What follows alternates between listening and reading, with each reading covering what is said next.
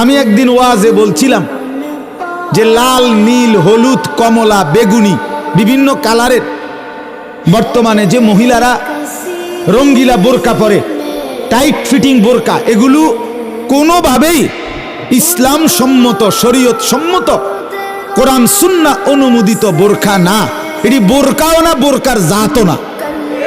বোরকা এত টাইট হয় না, বোরকা এত রঙ্গিলা হয় না, এটারে কোনো বোরকা বলে না। এটা আরেকটা কি থ্রি পিস। আমরা যেমন ভিতরে একটা গেঞ্জি গাও দিছি, পূর্বে আরেকটা জামা গাও দিছি। আপনারা একটা ভিতরে গেঞ্জি গাও দিছেন, পূর্বে একটা শার্ট গাও দিছেন। এ বুড়িও ভিতরে একটা জামা গাও দিছি, এটার উপরে আরেকটা জামা গাও দিছি। আর কি? তো বোরকা হইতে হবে ঢিলে ঢালা, বোরকা হইতে হবে কালো, বোরকা হইতে হবে উপরের পাট্টাটা একবারে হাঁটু পর্যন্ত নোয়ানো, বোরকা হইতে হবে এমন এতটা ঢিলে ঢালা যেন শরীরের গঠন বোঝা না যায়। মহিলাটা চিকন না মোটা, লম্বা, বেটে, এটা বোঝা যাবে না। বিশেষ করে তার অঙ্গ প্রত্যঙ্গ বোঝা যাইতে পারবে না, নাই তো এটা বোরকা না।